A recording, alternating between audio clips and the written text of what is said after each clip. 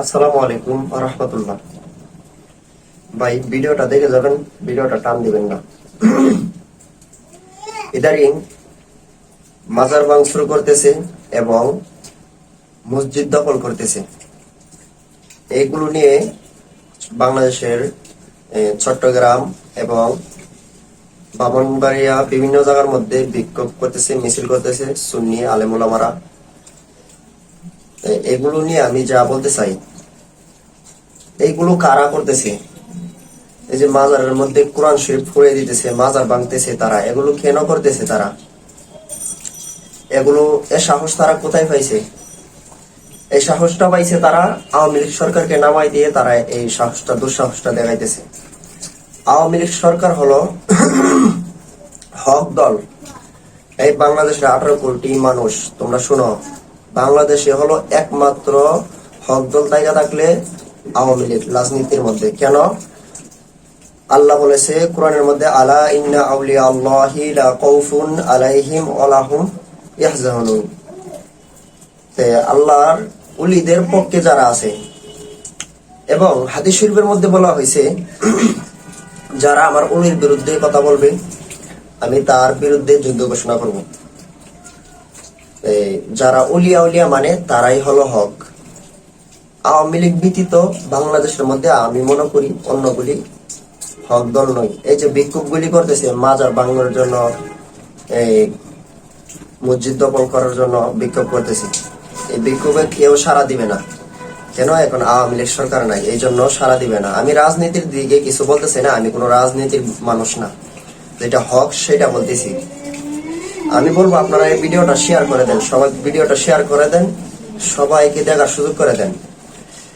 যারা এই কাজটা করতেছে, যারা মসজিদ দখল করতেছে সুন্নিদের কাছ থেকে এবং মাজার ভাঙচুর করতেছে, মাজারে কোরআন শরীফ জ্বালাই দিতেছে, এরা আমি মনে করি এরা কখনো প্রকৃত মুসলমান হইতে পারে না, তারা ইহুদিদের দালাল হতে পারে। এটাই সত্য কথা। হ্যাঁ, কেন? কোরআন শরীফ তো কেউ জ্বালাবে না, মুসলমানের বাচ্চা তো কোরআন শরীফ জ্বালাবে না। কোরআন শরীফ জ্বালাইতেছে কারা? যারা ইহুদিদের এজেন্ট, তারাই কোরআন শরীফ জ্বালাবে। আল্লাহর ঘরের মধ্যে মাজারে হোক যেখানে হোক কোরআন শরীফ যারা জ্বালায় তারা তো কোনো মুসলমান হতে পারে না, তারা ইহুদিদের এজেন্ট। এই জামাতে ইসলাম যে দলটা বলতেছে, এই দলটা পাকিস্তান থেকে শুরু হয়েছে। এটার প্রতিষ্ঠাতার নাম হলো আবুল আলা মওদুদী। এই আবুল আলা মওদুদীর আকীদা ঠিক নাই। সে বলে হাসরের ময়দানে নবী নিজের গুনাহ নিয়ে বিপদে পড়বে, নিজেই জান্নাতে যাবে না জাহান্নামে যাবে, গুনার পাল্লা ভারী হয় না নেকের পাল্লা ভারী হয়, সেটা নিয়ে ব্যস্ত থাকবে। আমরা এই দেশের মধ্যেও দেখতেছি জামাতি যারা আছে, এই যে দেলোয়ার হোসেন সাইদি, সেও বলছে এই কথা যে নবী গুনার পাল্লা ভারী হবে না নেকের পাল্লা ভারী হবে, সেটা নিয়ে ব্যস্ত থাকবে হাসরের ময়দানে। এটা কখনো হক দল না। এই জামাতিদের বিরুদ্ধে বিক্ষোভ করলে কোনো লাভ হবে না, মিছিল করলে কোনো লাভ হবে না। তারা যদি তলোয়ার আঘাত দেয় তাহলে তাদের সাথে তলোয়ার দিয়ে জবাব দিতে হবে। এটাই হলো সত্য। কারণ এখন বিক্ষোভ করবেন, মিছিল করবে, কেউ আপনাদের দিকে সাড়া দিবে না। যতই বিক্ষোভ করেন না কেন, মিছিল করেন না কেন, কারণ নাই। বাকি যেগুলি আছে কেউ আপনাদের দিকে সাড়া দিবে না। যতই বিক্ষোভ করেন না কেন, কোনো লাভ হবে না, কোনো লাভ হবে না। তারা যদি তলোয়ার আঘাতে, তলোয়ার দিয়ে তাদের সাথে জবাব দিতে হবে, তাদের জবাব তলোয়ার দিয়ে দিতে হবে।